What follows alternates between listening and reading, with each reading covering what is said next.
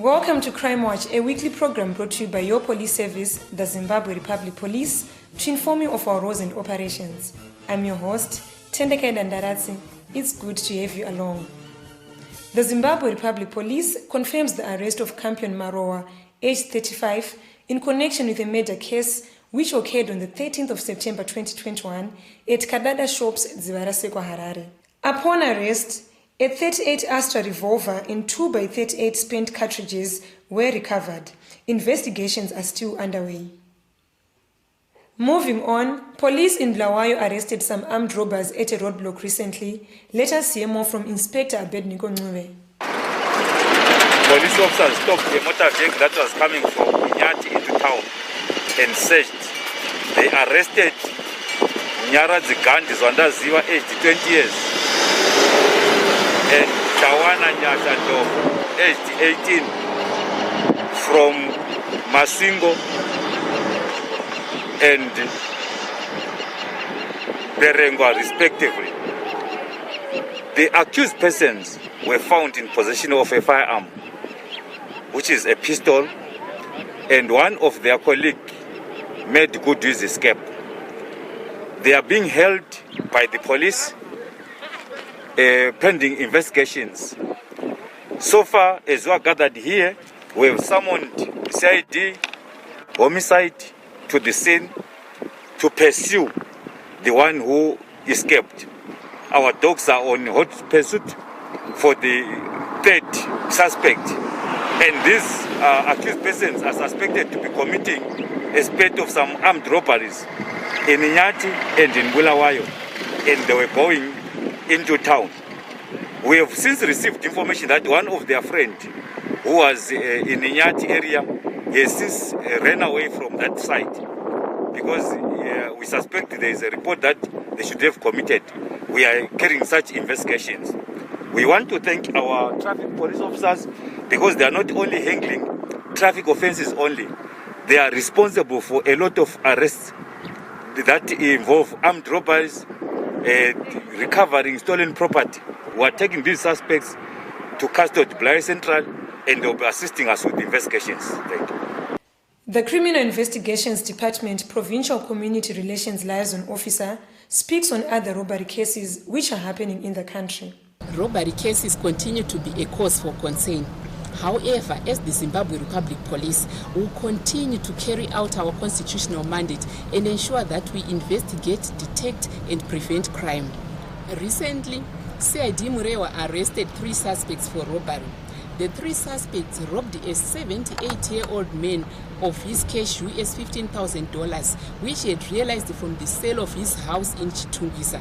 A nephew to the complainant supplied the criminals with the information that his uncle was in possession of this money. After robbing the complainant, they assaulted him. It's even said to note that he sustained a broken arm during the assault. Part of the money has since been recovered following the arrest of the trio.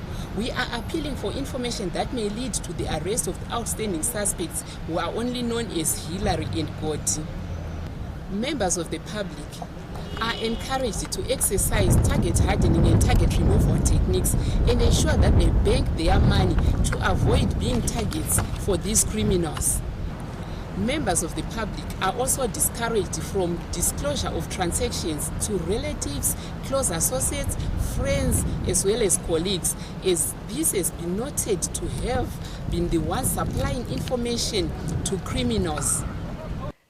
The Zimbabwe Republic Police Deputy Commissioner General responsible for crime, DCG Mind Elliot Ngirandi, applauds the relationship between members of the public and the police in fighting crime during his tour in Bulawayo province recently. We need to start now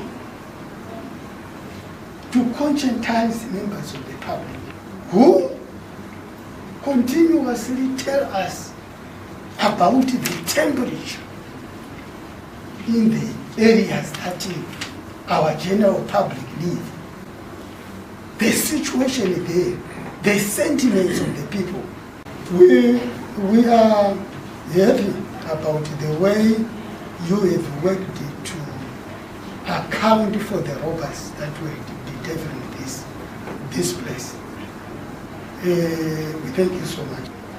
We cannot do without our public. The police is like fish which stays in the water. When it is out of the water, it will die. So the public is the water. We can't work alone without the public. Because the journey that we are traveling, it needs us to have them. On that note, we take a short break. Join us shortly.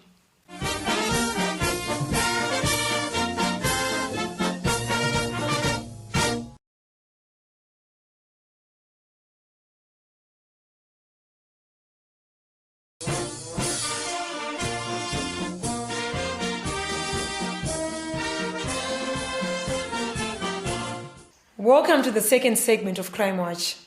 Sarue police accounted for a man for vandalism and theft of NRZ infrastructure.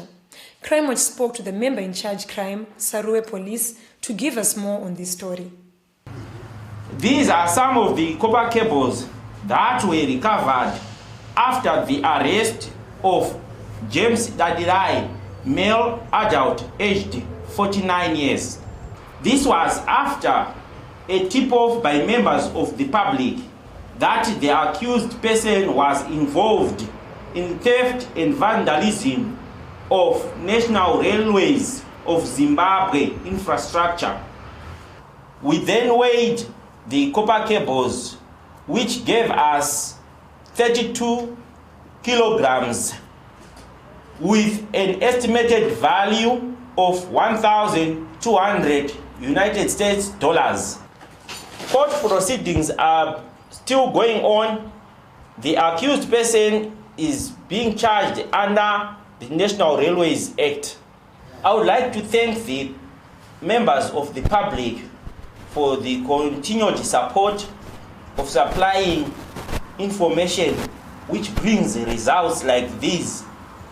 And I encourage them to keep on supplying the information to the police officers to fight against crime.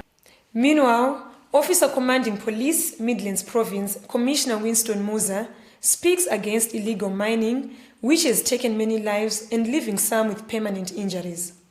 The Midlands Province is a province where artisanal mining is so rampant. And because of the rampant artisanal mining in the province, we have recorded numerous deaths as a result of mine collapses. Kwekwe district, we had 9 cases. In Gweru Rural District, we had 19 cases. Rishawane District, we had 6. Gokwe, we had 1, giving us a total of 35 people who perished in artisanal mining sites. We continue to urge members of the public that whenever they are conducting mining activities, they should ensure that they follow all the proper and laid down procedures that are supposed to be taken by anyone who wants to go into mining, so that we don't create unnecessary deaths and accidents. In a successful raid, police in Harare province reacted to a tip-off and seized over 300 bales of second-hand clothes which had been smuggled into the country. Let us hear more. We received a tip-off to the effect that there was a cloakroom where bales of used clothes were being stored at Block 6 Magaba Flats in Mbare. We then conducted a raid through the night in which 2 people were arrested and they are currently being held for questioning. We need to establish the owner of the bales, and behind me is part of the bales that were recovered, and in total there are 353 bales. We would like to urge members of the public to desist from smuggling goods into the country. Members of the public, those who have got information on whoever is having illegal goods that are being smuggled into the country, should actually come up and indicate that to any nearest police station. We are here at ZRP Matapi in Mbare, where part of the recovered or seized bales are being stored. So we have got some of them stored at the police station here in Mbare and also at Braeside police station. we would like to make a strong warning to criminals who are in syndicate of smuggling goods into Zimbabwe. This is quite a strong warning that every member of the public should take heed. On this week's road safety issues, let us join Mr. Ernest Muchena of the Traffic Safety Council of Zimbabwe. The Traffic Safety Council of Zimbabwe is disturbed by the number of motorists who are displaying bad driving habits on our roads. We have noted with much concern that there are some parents who are in the habit of having children in the front seat. The law in Zimbabwe prescribes that no person under the age of 10 will occupy the front seat of any vehicle. It is therefore important for parents to ensure that the children who are below 10 are in the back seat of the vehicle, or they are, if it is a pickup, at the back under the guidance of a person who is above the age of 16 years. Children under the age of 10 years will not fit into a seat belt in such a way that they are protected in the event of a collision. They also risk being injured by airbags when they pop out in the event of a collision. We have noted that there are some drivers who drive their vehicles without proper control of their vehicles. In the event that the vehicle is not under proper control, a tire burst which may have been a minor accident can trigger one into a serious or fatal accident. A driver must always ensure that he or she is in charge of the vehicle by keeping proper control of the vehicle. The driver's hands must be on the steering at an estimated percentage of about 95%. We leave the other 5% to the moment when you are changing gears, when you are engaging the handbrake, when you are sounding the hooter, or if at all you are giving hand signals. Then that's only the time when one of the hands may be off the steering. Still on the subject of keeping your vehicle under control, we have also observed that there are some drivers who do not keep their vehicles under control the moment they start using communication devices such as cell phones whilst they are driving. Statutory Instrument 299 of 2002 prohibits the holding of a communication device such as a cell phone using one hand, both hands, or any other part of the body whilst one is driving. One dangerous habit that has also been noted on our roads is passengers who are sitting on drop sides of vehicles, especially pickups and lorries.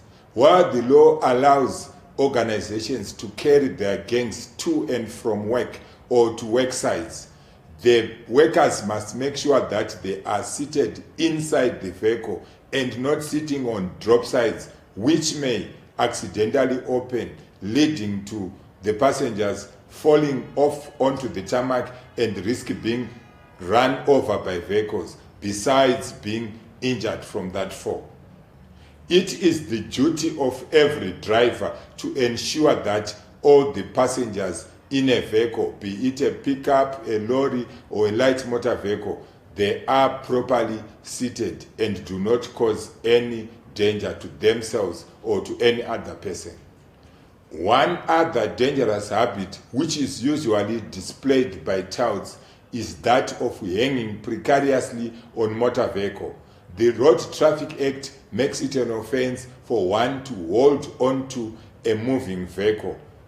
We would like to take this opportunity to inform all our viewers that the Traffic Safety Council of Zimbabwe has engaged the Zimbabwe Republic Police to ensure that such bad driving habits and conduct that we have discussed in this segment are eradicated from our roads.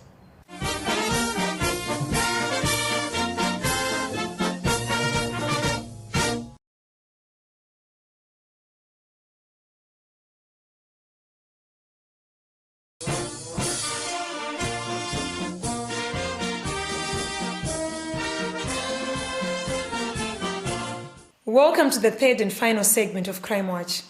In light of real estate fraud cases which continue to be on the rise, Crime Watch visited the Estate Agents Council of Zimbabwe to shed more light on how to curb such real estate fraud cases. The Estate Agents Council of Zimbabwe is a regulatory body originally set up in the 1970s to regulate and register the practice of estate agents, primarily in the two lines of business which involve property management and property selling.